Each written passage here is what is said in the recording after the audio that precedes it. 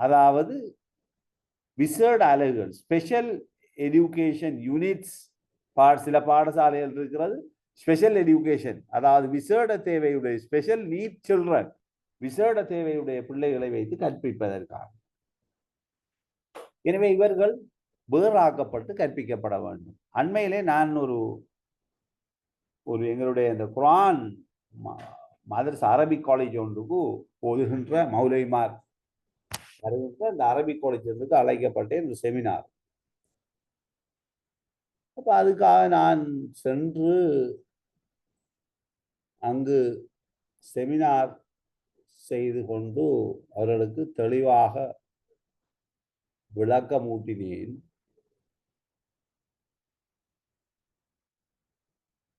ஒரு கேள்வி வந்தது, ஹைப்பர் ஆக்டிவ், மிகவும் துடினமான, கட்டுப்படுத்த முடியாத மிக சிக்கலான ஒரு மாணவன் இருக்கிறான், அவனை எங்களால் கட்டுப்படுத்த முடியவில்லை, எப்படி அவனை கண்ட்ரோல் பண்றது கேட்டான். இது உங்களோட பதில் என்ன? ஒரு மௌலவி கேட்டால் அவனை கண்ட்ரோல் பண்ற எப்படி, என்ன செய்த?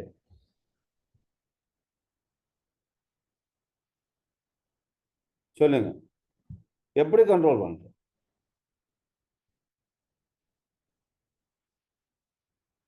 சொல்லலையே.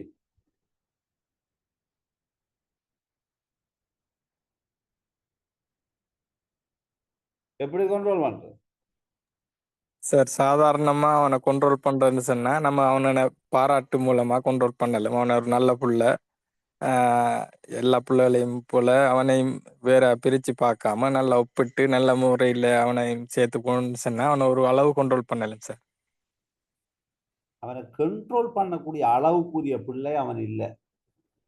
Very extreme and hyper active. உங்களுக்கு தெரியும், தோமஸ் ஆல்வா எடிசன் ஒரு ஹைப்பர் ஆக்டிவ். பாடசாலையிலே அவனை வைத்து கல்வி கற்பிப்பது என்பது மிக சிரமமான பணியாயிற்று. அந்த ஆசிரியர் ஒரு கடிதத்தை எழுதுகிறார். தன்னுடைய தாயும் ஒரு ஆசிரியை, எடிசனுடைய தாய் ஒரு ஆசிரியை. உங்களுக்கு தெரியுமா சம்பவம்? தெரியுமா?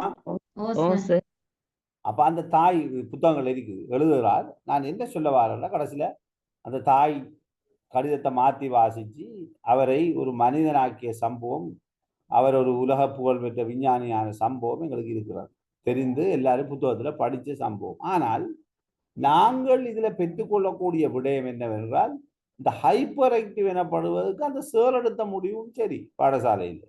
ஏனென்றால் மற்ற மாணவர்களுடன், ஆனால் அவர் ஒன்று தவறுதலாக கூறியிருந்தால், இவனால் கற்றுக்கொள்ள முடியாது, இவன் அறிவு பூர்வமானவன் அல்ல, இவன் மிகவும் ஒரு சிக்கல் பிடிச்சவன், இவனுடைய மூளை போதாது என்று கூறிய விடயம் தான் அங்கு தவறு.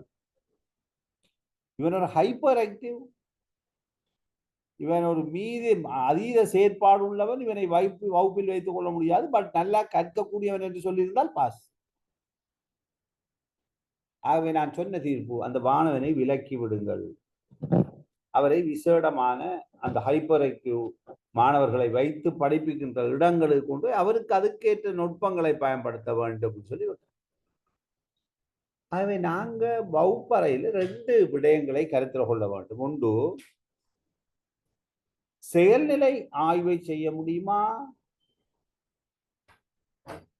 பரிகாரம் செய்ய முடியுமா, இது 2 குரூப்.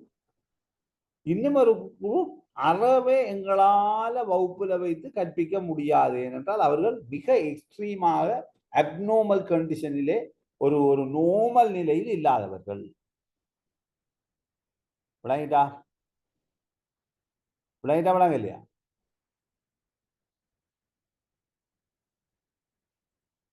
நோமல் நிலையில் கேக்குதான கதைக்கிறது? அப்ப அவர்கள் நோமல் நிலையில் இல்லாதவர்கள், அவர்களை நாங்கள் அந்த போட்டு விளக்கத்தான் பண்ணும். ஆனால் இன்னும் ஒரு வகை இருக்கிறது. ஒரு 27, 28, 35க்கு உட்பட்டவர்கள், ஒரு 35 மார்க்ஸ் எடுப்பாங்க. கொஞ்சம் ஒரு 26, 28, 29, 30, 35க்கு எடுக்கக்கூடிய மட்டுமட்டான மாணவர்கள். ஆனாலும் அவர்கள் ஒரு 25 எடுக்கிறது எங்களுக்கு ஒரு சிரமமான விடயம்தான். இருந்தாலும் அவ்வாறு ஒரு அளவு சமாளிக்கக்கூடிய மாணவர்களை வகுப்புல வச்சுக் கொள்ளலாமா இல்லையா? எக்ஸ்ட்ரீம் வச்சுக்கொள்ளலாம். இல்லாத மாணவர் வைக்கலாமா இல்லையா? எக்ஸ்ட்ரீம் அல்லாதவர்களை வகுப்பில் வைத்து கற்பிக்க முடியுமா முடியாதா? அதாவது மிகவும் ஆக்ரோஷம் இல்லாம ஒரு அளவுக்கு பிரச்சனை தான், பட் சமாளிக்கக்கூடிய பிரச்சனை உள்ளவர்களை வகுப்பில் வைத்து கற்பிக்க முடியுமா முடியாதா? கற்பிக்க முடியும் சார். அந்த கல்வி முறைக்கு என்ன சொல்ற?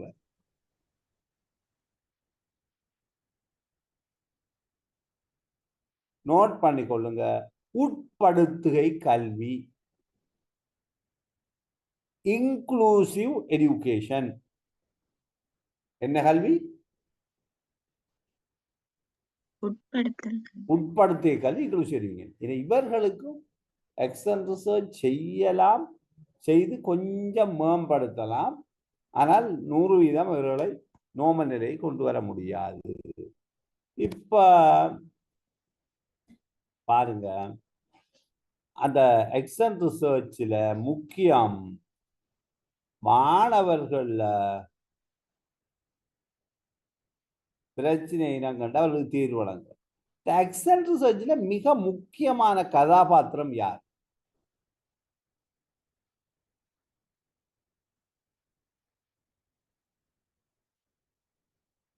எக்ஸ்டர்னல் ரிசர்ச்ல முக்கியமான கதாபாத்திரம் யார்?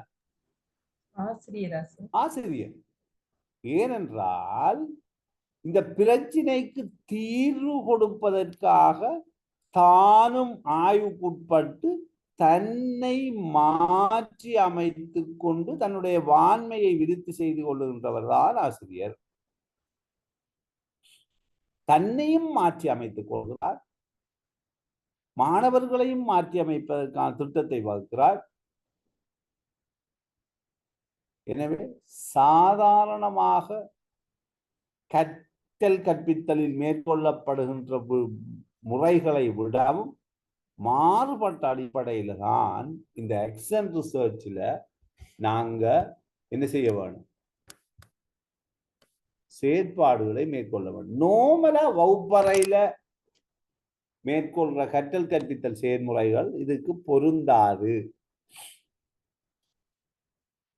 ஏனென்றா அவன் தான் பாதிக்கப்பட்டான். தரம் 4ல உள்ள பின்ன எண்ணக்கரை அவனுக்கு போய் சென்றடையவில்லை என்றால் 4ல ரிவர்ஸ்ல போய் அங்கிருந்து அவனை 4, 5, 6, 7, 8 என்று கூட்டிட்டு வந்து 9ஆம் வகுப்புல வந்து ஜாயிண்ட் ஆகி விடுறதுதான் நம்மளோட நோக்கம். ஏனென்றால் அவனுக்கு ஏலும், பட் அவனுடைய கடந்த காலங்கள் நடந்த சம்பவம் அவனை மழுக்கடித்திருக்கிறது என்பதுதான் என்னுடைய நிலை. இப்ப ஆசிரியர் வகிபாகம் தோட டீச்சர் ரோல், ஆசிரியர் வகிபாகம் தோட மிக நேரடி தொடர்புடைய ஒரு விடயம்தான் செயல்நிலை ஆய்வு. அதுல இதுகளை பாருங்க, சிறப்பு அம்சங்கள் என்னென்னு பாருங்க. என்னென்ன?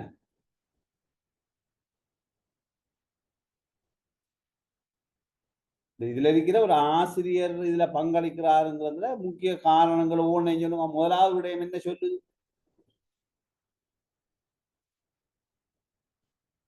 முதலாவது விடயம் என்ன சொல்லுது? மாற்றமடையக்கூடிய விடயங்கள் பிரச்சனை ஆசிரியரால் இனங்காண.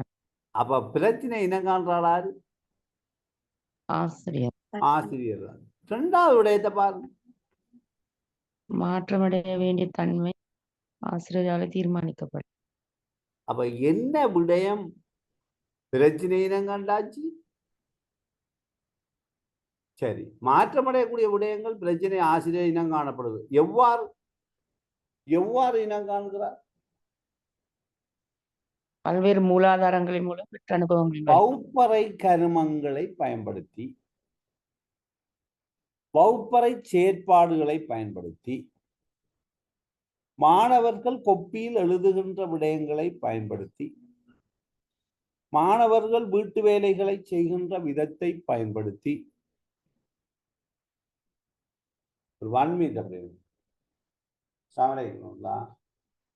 நான் இன்றைக்கு நான் ரோட்டால மெயின் அளவுக்குள்ள உங்களுக்கு ஒரு கோல் எடுக்க வந்து நினைக்கிறேன். என்னண்டா இன்னும் நான் போகக்கூடாது சரியா மெயின் அளவுக்குள்ள உங்களோட வீட்டை தாண்டி போகக்கூட ஏனண்டா இன்னும் கெசட் பரல என்னண்டா இல்ல கோல் பண்ணியாச்சு. பட் கெசட் வெளியில உங்களுக்கு கோல் எடுப்பேன். அன்றைக்கு போகக்குள்ள யோசிச்சு உங்களுக்கு கோல் ஒன்று எடுக்கணும்.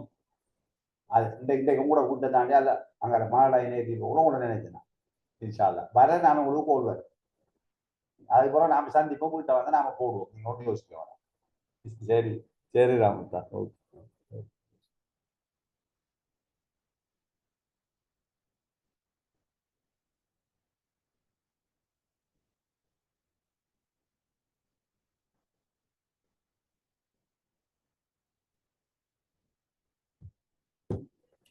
ரைட். அப்ப வகுப்பறை கருமங்கள் சொல்றது என்ன?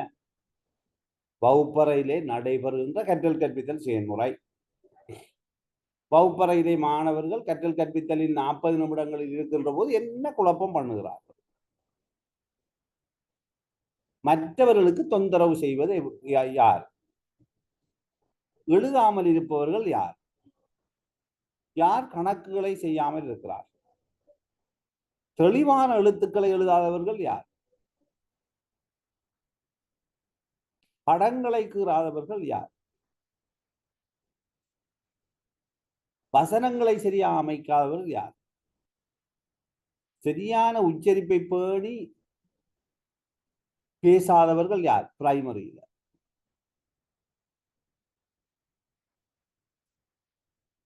கொடுக்கப்பட்ட வினாக்களுக்கு முறைப்படி விடை எழுதாதவர்கள் யார்? பின் வரிசையில இருந்து கொண்டு கதைத்துக் கொண்டிருப்பவர்கள் யார்? இவ்வாறு வகுப்பறை கருமங்களிலே இடம்பெறுகின்ற நிலைமைகளை ஆராய்ந்து அதனூடாக பிரச்சனையை இனங்காணலாம். மேலும் விரிவாக பார்ப்போம். 2வது விஷயம் சொல்றாங்க, மாற்றமடைய வேண்டிய தன்மை. என்ன விடயம் மாற்றமடைய வேண்டும் என்பதை யார் தீர்மானிக்கிறது? மாணவன் ஆசிரியரா? ஆசிரியர் சார். ஆசிரியர். எனவே அதற்காக அவர் பல்வேறு மூலாதாரங்களை அவர் பெற்றுக்கொள்ள வேண்டும். என்ன மூலாதாரங்கள்? சில மூலாதாரங்களை சொல்லுங்க. இன்னும் விரிவா பிறகு பார்ப்போம். உதாரணம், மாணவருடைய டீடைல்ஸ் வரவு, பரங்கள், மாணவருடைய கொப்பி, மாணவருடைய புள்ளிப்பட்டியல், இவ்வாறு அடுக்கிக் கொண்டே போகலாம். இதன் அடிப்படையில மூலாதாரங்கள் அடிப்படையில நாங்க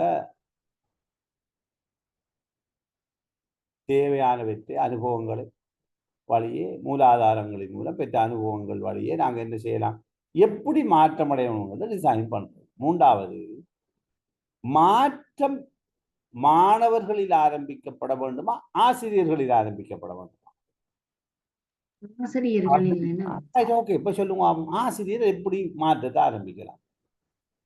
இதெல்லாம் நீங்க இதுதான் இந்த எக்ஸ்டென்ட் ரிசர்ச்ல சாரமான விடயம் ஸ்டார்ட் பண்ணுகிறது கொஞ்சம் கொஞ்சமா. அதுக்கப்புறம் நீங்க இந்த வராதாக்களை சொல்லிக்கணும். வேறொரு ஆளை பிடிச்சி எக்ஸ்டென்ட் ரிசர்ச்சை படிச்சு கொடுங்க. நான் என்னென்னா ஒவ்வொன்றாக்கு ஒரு பீஸா படிப்பிச்சு கொடுத்தா எக்ஸ்டென்ட் ரிசர்ச்சுக்கு இறங்குவோம். சொல்லுங்க, மாற்றம் ஆசிரியரை ஆரம்பிக்கப்பட வேண்டும். அப்ப ஆசிரியர் மாற்றத்தை ஆரம்பிக்கிறது என்ன வேணும்? மரபு ரீதியாக தான் கற்பித்த முறைகளை விட்டு விடுபட்டு சற்று வித்தியாசமான மாணவர்களை கவருகின்ற கற்பித்தல் பாணியை, செயற்பாடுகளை மாற்றி அமைத்துக் கொள்ள வேண்டும்.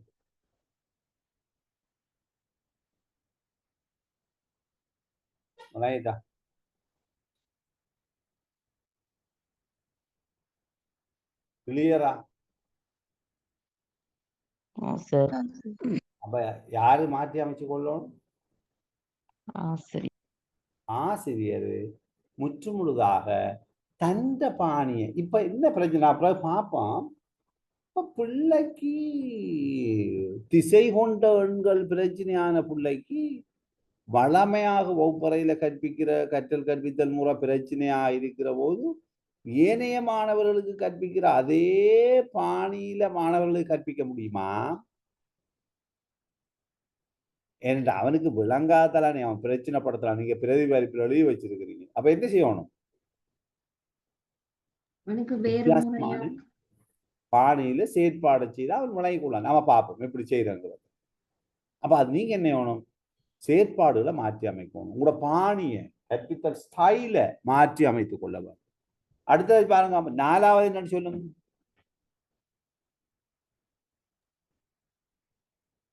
மாற்றமான ஆசிரியனாலேயே ஆராய்ச்சி நடைமுறைப்படுத்தப்படும். என்னது மாற்றமானது ஆசிரியராலேயே ஆராய்ச்சி மூலமாக நடைமுறைப்படுத்தப்படும். அது என்னது? இத கொஞ்சம் யோசிங்க. சற்று வித்தியாசமா யோசிங்க. என்ன சொல்றார்? மாற்றம் வந்து ஆசிரியராலே ஆராய்ச்சி மூலமா நடைமுறைப்படுத்தப்படல. இப்ப பிள்ளைக்கு நீங்க கற்பித்த முறை வழங்குதுல திசைகோடு எண்கோட வந்து கொப்பில வரைகிறீங்க. அவனுக்கு அது கொஞ்சம் கிளியர் இல்லாம இருக்குது. இப்ப என்ன செய்யணும்? பெரிய ஒரு இது எடுத்து மரத்தினாலான சலாகைகள் எடுத்து அந்த சலாகைகளை கொண்டு பெரிய எண்கோட தயாரிக்கிறீங்க. என்ன தயாரிக்கிறீங்க? தொண்டை தயாரிக்கிறது சார். பெரிய எண்கோட தயாரிச்சு இப்ப மாணவருக்கு கற்பிக்க ஆரம்பிக்குது. இப்ப இது நோமலா வித்தியாசமா? இது வித்தியாசமாக இருக்கு சார். இப்ப எண்றதுக்கு நீங்க கழிக்கிறதுக்கு நோமலா வகுப்பறையில சின்ன ஒரு செயற்பாடை செஞ்சா கணிக்கிறேன். இப்ப என்ன நீங்க ஒரு விளையாட்டு போட்டி வைக்கிறீங்க மாணவர்களுக்கு. என்ன விளையாட்டு போட்டி அது? மாணவர்களை ஓட விடுறது, ஓட விட்டு கழித்தலுக்கு 5 பேரை ஓட விட்டு போட்டு நிப்பாட்டி 3 பேரை ஓட வைக்கிறது, 2 பேரை நிப்பாட்டு. அப்ப இப்ப பிள்ளைக்கு வந்து கழித்தல் எப்படி அமையும்? வித்தியாசமான ஒரு செயற்பாடு அமையுமா அமையாதா? அமையும் சார். அமையும். அப்ப அதை நீங்க என்ன செய்றீங்க? வித்தியாசமான ஒரு செயற்பாடாக அதை நீங்க எடுத்துக்கொள்றீங்க.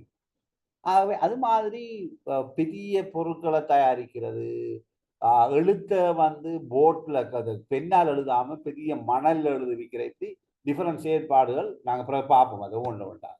ஆகவே இவ்வாறு மாணவருடைய பிரச்சனையை தீர்ப்பதற்கு நீங்க என்ன செய்யணும்? என்ன செய்ய வேண்டும்? மாணவருடைய பிரச்சனையை தீர்ப்பதற்கு என்ன செய்ய வேண்டும்?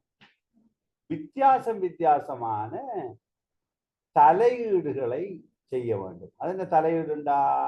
அதை பார்ப்போம். தலையீடு என்று சொல்றது என்னன்னா, சில தலையீட்டு திட்டங்களை தயாரித்து அதனூடாக இந்த மாணவர்களுக்கு நாங்க ஒரு பிளான் ஒன்றை போட்டு இந்த பிரச்சனையை தீர்த்து விடுறது. ரைட். 5வது என்ன சொல்றாங்க? 5வது ஆசிரியராக தொடர்ச்சியா மதிப்பீடு செய்யப்படும். அது என்ன மதிப்பீடு செய்யணும்டா? அந்த விட்டு விட்டு இல்லாம சார் தொடராக. விட்டு இல்லாம தொடரா மதிப்பீடு செய்யப்படணும் என்று சொல்ற நேரம் இப்ப இந்த சக்சஸ் இல்லையா? அப்ப நீங்க தான் உங்களுக்கு தான் எண்கோடு கொப்பிலகுறி வழங்கல. இப்ப நீங்க பெரிய சராக எடுத்து எண்கோடு எடுத்து பெரிய உருப்படிகளை செய்து பிள்ளைகளை விளையாட்டு மூலமாக கற்பிக்கிறீங்க. ஸோ இப்ப விளையாட்டு மூலமாக பிள்ளைகள் என்ன செய்கிறாங்க? நன்றாக கற்றல்ல ஈடுபடுறாங்க. அப்ப நோ ப்ராப்ளம். இப்ப உங்களுக்கு மாணவர்களுக்கு அது வளமையாக எண்கோடு மறை எண்மறை நேர் எல்லாமே தெளிவாக விளங்கிவிட்டது. அப்போ வெற்றி. அப்படியும் வெற்றி அடையவில்லை என்றால் நீங்க செஞ்சீங்க எல்லாம் நல்ல, ஆனாலும் புள்ள அடைவை ஏற்படுத்தல, என்ன செய்வது? என்ன இருப்ப?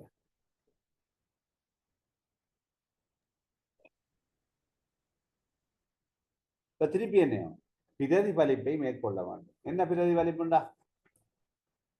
திருப்பி அவனை பார்க்கணும். இது சரி வராதுண்டா நீங்க இன்னும் வேறொரு விடயத்தை மேற்கொண்டு வேற வேற முறைகள்ல பயன்படுத்தி அவனோட பிரச்சனையை தீர்க்கணுமா இல்லையா?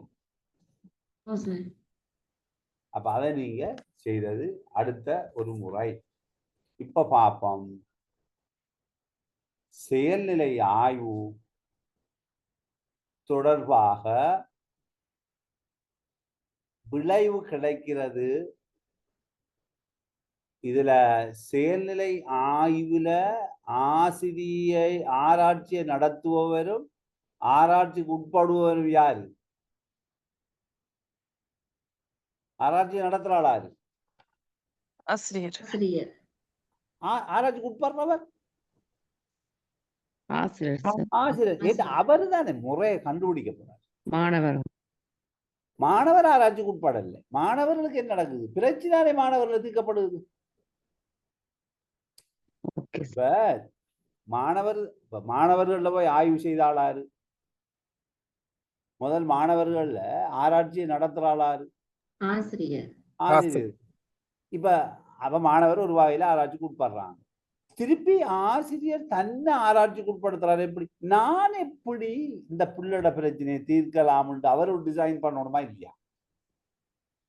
பண்ணணும் சார். சாதாரண ஆய்வுல நீங்க ஆய்வுக்கு உட்படுறல. ஏன் சொல்லுங்க? பிரச்சனைக்கு தீர்வு நீங்க வழங்குற இல்லையே. ரெக்கமெண்டேஷனோட உங்களோட பிரச்சனை முடியுதே. விளங்கிட்டா? சிபார்சோட கூட பிரச்சனை முடியுது. நீங்க அதோட ரிப்போர்ட்டை கொடுத்து போட்டு வாரீங்களே. பட் இங்க ரிப்போர்ட்டை கொடுத்து போட்டு என்ன செய்ய முடியாது, வெளியாக இயலாது. அதனால நீங்க தான் ஆராய்ச்சி நடத்துறாலும் நீங்க தான் ஆராய்ச்சிக்கு உட்படுறவர். அதே நேரம் விளைவுகள் யாரு கிடைக்கும்? விளைவுகள் அல்லது பேர்கள் மாணவர்கள். ஆசிரியருக்கு கிடைக்கும், மாணவருக்கு கிடைக்கும். ஆகவே இதுல முக்கியமான விஷயம், ஆசிரியருக்கு மாணவர்களுக்கு மட்டும் இல்லாம யார் யாரெல்லாம் இந்த பிரச்சனையோட தொடர்புடைய வான்மையாளர்களாக இருக்கிறார்களோ, வலய கல்வி பணிப்பாளர், வேறொரு ஆசிரியர், வேறொரு ISA என்று இந்த வான்மையாளர்கள் அனைவருக்கும் ஒரு ஆசிரியர் மேற்கொள்கின்ற மிக சிறப்பான இந்த செயல்நிலை ஆய்வு நிச்சயமாக அவருக்கு உதவும். ஆகவே ஒரு ஆசிரியருடைய வகைபாகம், the role of a teacher, the role of a teacher, ஒரு ஆசிரியருடைய வகைபாகம் துடன் மிக நெருங்கிய தொடர்பை கொண்டதுதான். எது மிக நெருங்கிய தொடர்பை கொண்டதுதான்? எது? செயல்நிலை ஆய்வு. எனவே செயல்நிலை ஆய்வை நீங்கள் வெற்றி அடைய செய்ய வேண்டுமாக இருந்தால் அந்த செயல்நிலை ஆய்வு பற்றிய விடயங்களை அக்குவேறு ஆணிவராக நீங்கள் தெரிந்திருக்க வேண்டும். இப்ப சொல்லுங்க, செயல்நிலை ஆய்வினுடைய முதலாவது வரைவிலக்கணம் எலியோட் அவர்கள் கூறிய வரைவிலக்கணம் என்ன சொல்லுகிறார்? செயல்நிலை ஆராய்ச்சி அணுகுமுறை நோக்கம் தனியே அறிவை பிறப்பிப்பதில் அன்றி பிரயோகத்தினை மேம்படுத்த. வெறுமனே அறிவை பெற்று ரெக்கமெண்டேஷன் கொடுக்கறது இல்ல, அதை பிரயோகிச்சு பிரச்சனையை தீர்க்கணும் சொல்லலாம். இரண்டாவது வரைவிலக்கணம் என்ன?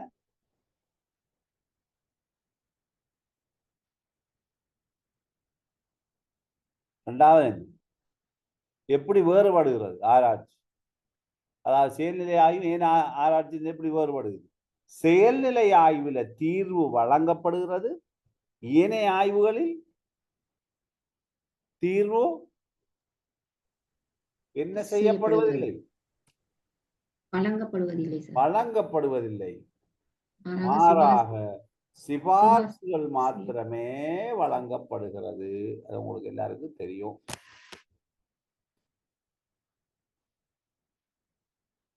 ஆகவே நீங்கள் ஏற்கனவே நாங்கள் கலந்துரையாடி விட்டோம். அளவு ரீதியான ஆராய்ச்சிகள், பண்பு ரீதியான ஆராய்ச்சிகள். எனவே செயல்நிலை ஆய்விலும் அளவு ரீதியான ஆராய்ச்சிகள் சம்பந்தப்படலாம், பண்பு ரீதியான ஆராய்ச்சிகளும் சம்பந்தப்படலாம். இதுல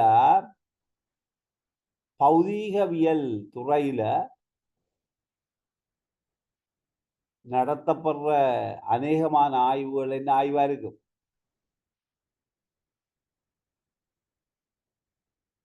அளவு ரீதியான ஆய்வா இருக்கும். வெப்பநிலை அளத்தல், திணிவை அளத்தல், நீளத்தை அளத்தல், என்ன போன்றவையெல்லாம் எப்படிப்பட்ட ஆய்வா இருக்கும்?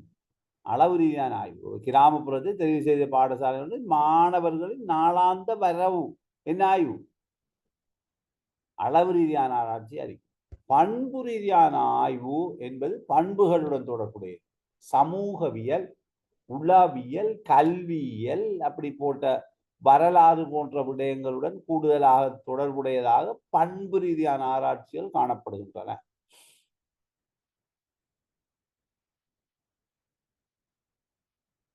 உதாரணம்,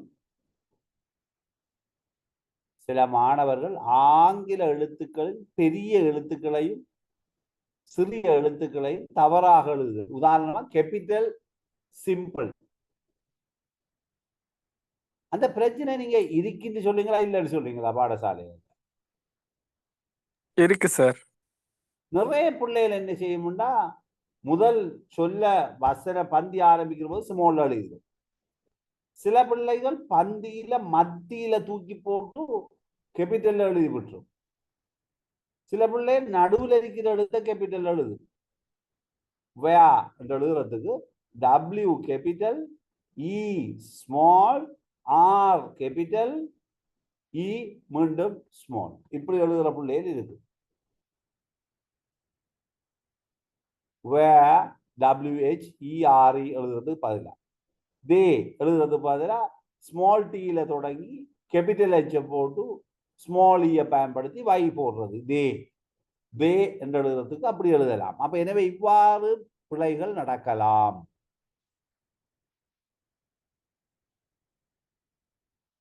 எனவே செயல்நிலை ஆய்வு பண்பு ரீதியானதா அளவு ரீதியானதா?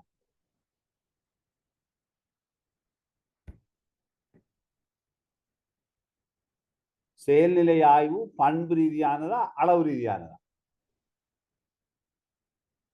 பண்பு ரீதியானது சார். பண்பு ரீதியானது. ஏனென்றா அளவு ரீதிக்கு போவேதா? என்னன்னா நாங்க அங்க இருக்கிற பிரச்சனை, தலையில உள்ள பிரச்சனை எண்ணாக இருக்க முடியாது. பண்பை அடிப்படையாக கொண்டது. செயல்நிலை ஆய்வு முறை ஏனைய ஆராய்ச்சி முறையிலிருந்து வேறுபடுகிறது என்று சொன்னோம். ஏனென்றால் ஏனைய ஆய்வு முறைகள் ரெக்கமெண்டேஷன், சிபார்சு. ஆனால் இங்கு நேரடியாக அதுக்கு தீர்வு வழங்கப்படுது. சில உதாரணங்களை தந்திருக்கிறார்கள். கற்றல் கற்பித்தல் செயற்பாட்டின் போது அவதானத்தினை நிலைநிறுத்துவதற்காக மாணவர்களின் திறனை விருத்தி செய்தல். இது ஒரு தலைப்பு. ஆக்சன் ரிசர்ச்சுக்கான ஒரு தலைப்பு இங்கு தரப்படுது. என்ன தலைப்பு?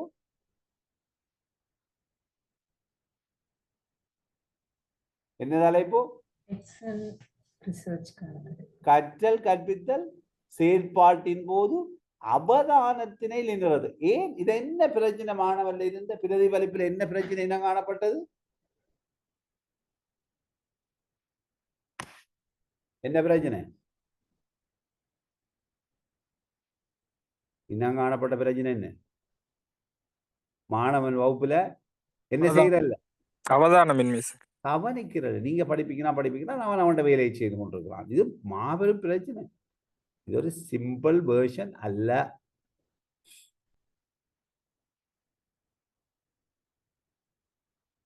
இரண்டாவது பாருங்க, ஆங்கில எழுத்துக்களில் பெரிய எழுத்துக்களையும் சிறிய எழுத்துக்களையும் சரியாக பயன்படுத்துவதற்காக மாணவர்களின் திறனை விருத்தி செய்தார்.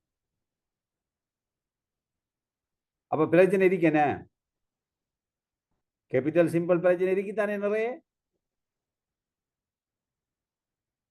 இருக்கா இல்லையா? இருக்கு சார். ரைட். மூன்றாவது பிரச்சனை பாருங்க. 9ஆம் தர மாணவர்கள் விஞ்ஞான ரீதியான அவதானிப்பு துறையில் இப்ப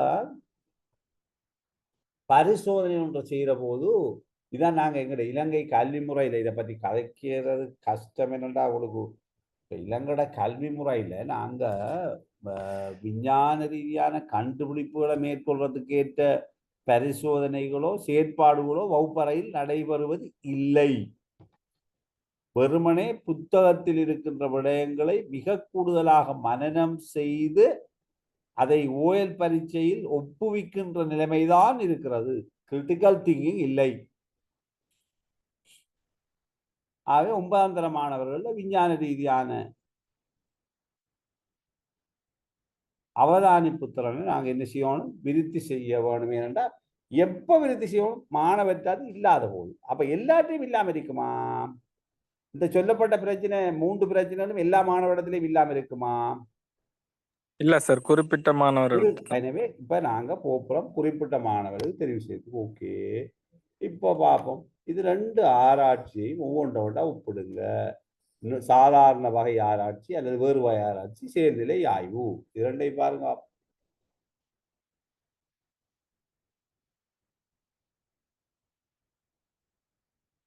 முதலாவது என்ன?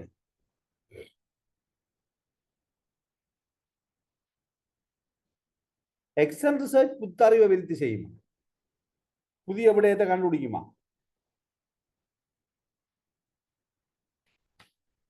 புதிய அறிவு கொண்டு வராது. ஏன் சொல்லுங்க? ஏன் புதிய அறிவு விருத்தியில பெரிய அளவு பங்களிப்பு செய்யறல்ல?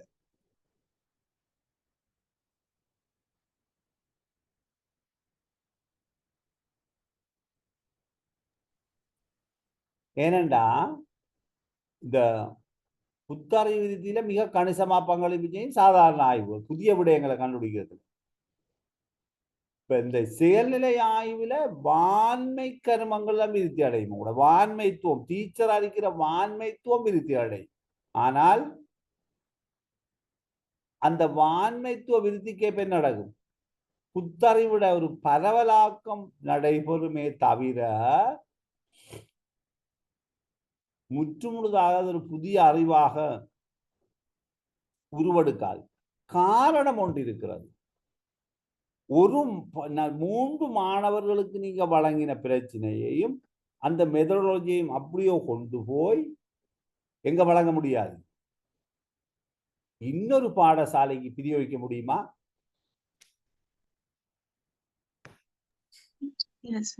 இல்லை, மறக்க வேண்டாம். ஒரு பாடசாலையில மாணவனுக்கு கொடுத்த தீர்வை இன்னொரு பாடசாலையில வேறொரு மாணவனுக்கு கொடுக்க முடியாது. ஏனென்றா ஒரு பாடசாலையில ஏ என்ற மாணவனுக்கு நீங்க பிரயோகித்த முறைகள் எல்லாம் அவ்வாறே இன்னொரு பாடசாலையில் பி என்ற மாணவனுக்கு அது பொருந்தாது. ஒரு நாளும் இத பொதுமை. ஆனால் சாதாரண ஆய்வுல நீங்க கண்ட விஷயங்கள் வேறு இடங்களிலும் பிரயோகிக்கப்படலாம், பொதுமையாக்கம் செய்யப்படலாம். இதுல பொதுமையாக்கம் செய்ய முடியாது. இரண்டாவது, விவரித்தல், விளக்குதல், வியாக்கியானம் செய்தல் இங்க நடக்கும். இங்க விவரித்தல், விளக்குதல், வியாக்கியானம் செய்தல் எல்லாம் இருக்கும். அதற்கு மேலாக மாற்றி அமைத்தல், பிரச்சனையை தீர்க்கிறது இருக்கும். அதற்கே கஷ்டம். பாடம் சார்ந்த விடயங்களை வலியுறுத்தி முறையான வகையில தேடி அறிவோம். ஏனைய ஆய்வுகள்ல சப்ஜெக்ட் மேட்டர் தான் இருக்கும். விஞ்ஞான ஆராய்ச்சி என்று எடுத்துக்கொண்டால் உயிரியல் சம்பந்தமான, ரசாயனவியல் சம்பந்தமான, பௌதியவியல் சம்பந்தமான அவ்வாறான ஒரு நிலைமை தான் இருக்கு பாடம் சார்ந்த விடயங்கள். ஆனால் தனியால் சார்ந்த விடயங்கள் ஆய்வுக்கு உட்படும். தனி நபர் ஒரு பிள்ளட விடயம் ஆய்வுக்கு உட்படும். சாதாரண வேறு வகை ஆய்வுகள்ல ஏனைய மக்களை தான் நாங்க ஆய்வுக்கு உட்படுத்துவோம். இங்க ஆய்வு செய்பவரும் ஆசிரியரே, ஆய்வுக்கு உட்படுபவரும் ஆசிரியரே.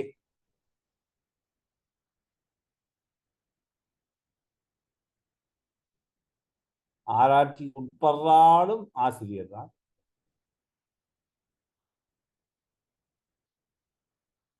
அடுத்ததாக தாமே தமது பிரியோகத்துடன் தொடர்புடைய ஒரே ஆராய்ச்சிக்கு உட்படுத்துகிறது.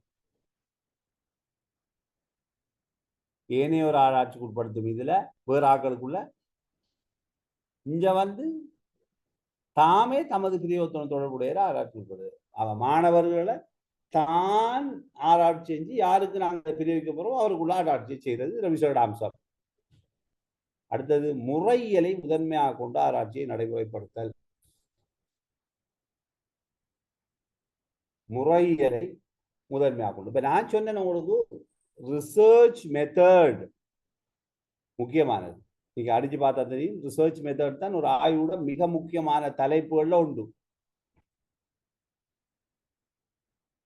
முறையியல் மெத்தட், ரிசர்ச் மெத்தடாலஜி அடிச்சுக்கிட்டா வேறு மேலாளம். ஆய்வு முறையியல் தமிழ் அடிச்சாலும் பாரு, அதை அடிப்படையாக கொண்டு. ஆனா இங்க அப்படி இல்லை. இங்க ஆய்வு முறையியல் ஒன்று இல்லை. நான் சொன்னேன், நீங்க விரும்பின மாதிரியான செயற்பாடுகளை திட்டமிடலாம், மாணவருக்கு ஏற்ற டைமை நீங்க கொடுக்கலாம், மாணவர்களுக்கு ஏற்ப பிளெக்சிபிளா இருக்கலாம். இவ்வாறு மிகவும் ஒரு நெகிழ்வான ஆய்வாக இந்த செயல்நிலை ஆய்வு காணப்படுவது விசேட அம்சமாக இருக்கிறது.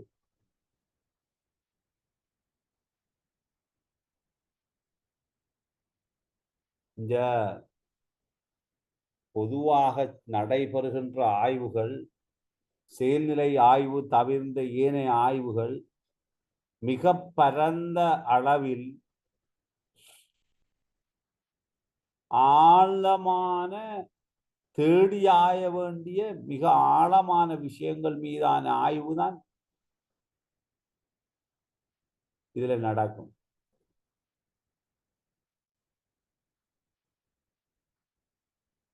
ஆழமான நிகழ்வு. சும்மா சின்ன ஒரு விஷயத்துக்கு நாங்கள் ஆய்வு செய்ய மாட்டோம்.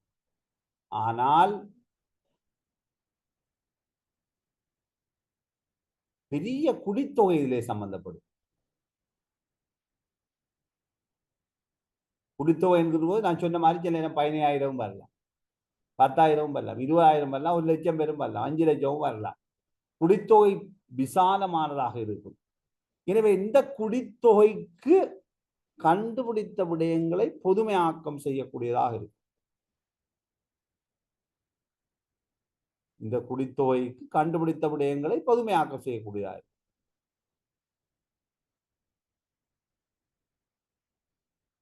அடுத்த விஷயம், ஆராய்ச்சி அடிப்படை விஞ்ஞானபூர்வமான ஆராய்ச்சி. இந்த ரிசர்ச்சில பேசிஸ் விஞ்ஞானபூர்வமானது. விஞ்ஞான கருத்துக்கள், ஃபேக்ட், ஆழமான கருத்துக்களை மையமாக கொண்டுதான் இந்த ஆராய்ச்சி நடக்கும். சான்றுகள் வேணும். ஆனா இங்க அது ஒன்றும் கிடையாது. இங்க என்ன பிரதிபலிப்பு தான், மாணவர்கள் மீதான பிரதிபலிப்பு. நாங்கள் திருப்பி மீண்டும் பல உதாரணங்களை பார்ப்போம். எனவே பிரதிபலிப்பு அடிப்படையில் தான் இது நடக்கும்.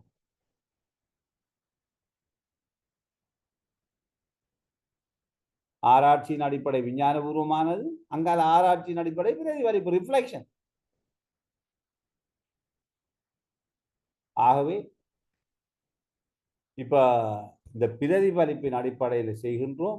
ஆகவே அடுத்தபடியாக நாங்கள் நடக்கிற வகுப்புல முக்கியமாக நாங்க நிறைய விடயங்கள் கலந்துரையாட போறோம். ஆய்வை செய்கிறது, ஆய்வுட செயல்முறைகள், எப்படி மாதிரிகள் போன்ற பல விடயங்களை கருத்துல கொண்டு நாங்கள் எங்களுடைய கலந்துரையாட மேற்கொள்வோம். அடுத்த வகுப்பு எப்ப உங்களுக்கு? எப்ப அடுத்த வகுப்பு? 19 சார். 19 நான் இல்லை, அதுக்காக தான் கேட்டேன். 19 வெள்ளிக்கிழமை கிளம்புல. இன்னைக்கு அந்த மினிஸ்ட்ரி ஒரு டிஸ்கஷன், பேனல் டிஸ்கஷன் ஒன்று போட்டிருக்கிறாங்க. அந்த டிஸ்டர்ப் ஏஷியா இது ஒன்று இல்லை, அவங்களோட ஒரு பெரிய ஹோல் ஒன்றில். ஸோ நான் கிளம்பு 19 நைட்டுக்கு டேர்ன் முடிஞ்சிட்டு டேர்ன் ஆகி வார நாள் அதனால உங்களுக்கு அடுத்த ஒரு நாள் போடுவோமா அந்த மாத்தையில முடியுமா இருந்தா அவங்கள்ட்ட கேட்டுட்டு வேற ஒரு நாள் போடுவோமா? Excuse me sir. சொல்லுங்க. சார் அந்த அப்படி எக்ஸ்ட்ரா கிளாஸ் சாட்டர்டேஸ் மாத்தி போயிடுமா சார்? சாட்டர்டே ஓகே உங்களுக்கு? ஓ சார், நான் வந்து டீச்சிங் ஃபீல்டு இல்லை சார், நான் வேற ஒரு ஃபீல்டில் வேலை செஞ்சு கொண்டு தான் செய்கிறேன். ஆ நான் வந்து டைம் கேட்டு தான் அந்த டேஸ்க்கு டைம் கேட்டு தான் இந்த டைம் டேபிளை மாற்றி வச்சுக்கிறேன் இந்த ஷிஃப்ட்டை. ஆ அப்போ இடையில மாத்துறேன்னா எனக்கு சாட்டர்டே தான் டே ஆஃப் சார். சாட்டர்டே மாதிரி மாற்றிருந்தா லேஸ் ஆகிங்க. மற்ற நாள்ல பிரச்சனை இல்லை, இப்போ ஷெட்யூல் பண்ணின நாள்ல பிரச்சனை இல்லை உங்களுக்கு என்ன? ஓ, அது வந்து நான் எங்களோட ஆஃபீஸில் பேசி அதை நான் செஞ்சு கொண்டேன் சார். டைமை மாற்றிக்கிறேன் இந்த ஷிஃப்ட்டை. அப்போ அப்படி அப்படி சாட்டர்டே உங்களுக்கு ஆஃப்னே என்ன? Day off sir. Right, okay. நான் அதை பேசிக்கொண்டேன். அவங்களுக்கு ஃப்ரீ டப் போடுவோம், இல்லாட்டி நெக்ஸ்ட் மந்த் போடுவோமா? ஓகே ஓகே ஓகே, ஷெட்யூல் பண்ணுவோம். Right, okay, thank you very much. ஜஸாக்கல்லாஹ் ஹைர். ஓகே, நம்ம அடுத்த வகுப்பில் சந்திப்போம். இதுகளை அப்லோட் பண்ணி விடுறேன் நான் நோட்ஸை. Okay sir. Okay okay okay. ஜஸாக்கல்லாஹ் ஹைர் சார். ஓகே, பாரகம்.